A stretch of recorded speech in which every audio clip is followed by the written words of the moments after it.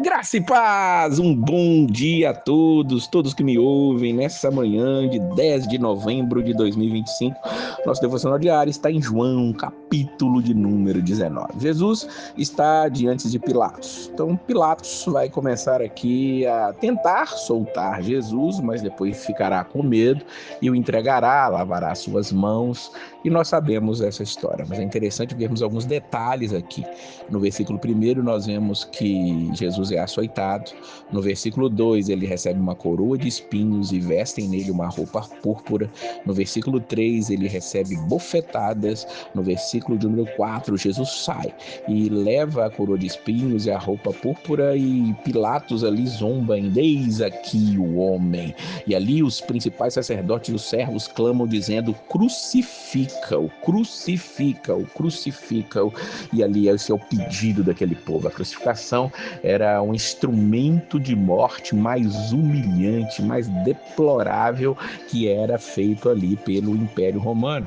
Era a maneira de todos saberem que o Império Romano era implacável com aqueles que se levantavam contra eles, e eles queriam que Jesus fosse feito daquela maneira, fosse mostrado ali, para que fosse um exemplo de que ninguém pode querer tomar o lugar de Deus, mas Jesus era o próprio Deus, ele tinha poder para todas as coisas.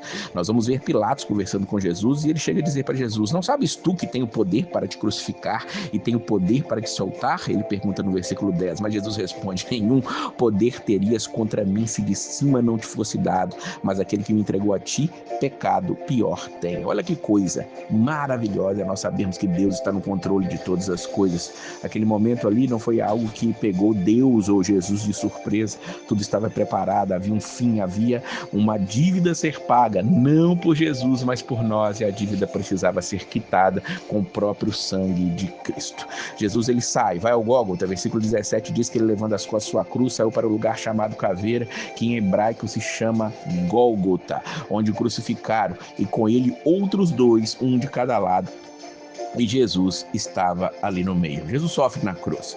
Ali ele vai sofrer mais humilhações. Nós vamos ver que ali João é o único que relata isso. Junto com a cruz estava ali a sua mãe, estava ali o próprio João, estava Maria, a mulher de Clopas, e Maria Madalena. Todos ficaram próximos à crucificação ali. E no fim do dia, Jesus, ele vai dizer, versículo 30, está consumado. Inclinando a cabeça, entregou o seu espírito. Esse está consumado aqui diz muito para nós. Quer dizer que está paga a dívida, está pago o preço pelo nosso pecado, o preço pelos nossos erros. Nós não teríamos como pagar essa dívida diante de Deus. Jesus não está pagando uma dívida para o diabo, uma dívida para nós. É o próprio Deus que requer justiça. O amor de Deus, a glória de Deus, a soberania de Deus, a santidade de Deus requer que, para que nós pudéssemos estar com Ele, houvesse santidade absoluta. E somente em Jesus Cristo havia isso. Então Jesus vem e toma o nosso lugar. E a todos aqueles que o recebem, como João já disse lá no início do seu evangelho, a todo aquele que nele crê recebe o poder de se tornar filho de Deus por causa desse ato que está acontecendo aqui agora. Você dá valor a esse ato, a essa consumação, a esse preço pago por Jesus. Nós vamos ver algo interessante depois que Jesus está ali morto, como era véspera da Páscoa, não podiam ficar as pessoas crucificadas, eles tinham que morrer logo naquela cruz. Então, para que morressem logo, eles tinham ali as suas pernas quebradas. Os judeus, para que no sábado não ficassem os corpos na cruz, diz o versículo 31, visto como era a preparação, pois era o grande dia de sábado, rogaram a Pilatos que se lhe quebrasse as pernas e fossem tirados. Foram, pois, os soldados, na verdade, quebraram as pernas ao primeiro e ao outro que, como ele, fora crucificado. Mas, vindo a Jesus, vendo já morto, não lhe quebraram as pernas. Contudo, um dos soldados lhe furou o lado com uma lança e logo saiu sangue e água. Veja que a morte na cruz era uma morte que por asfixia. Eles ficavam ali pendurados e iam sufocando sobre o próprio peso.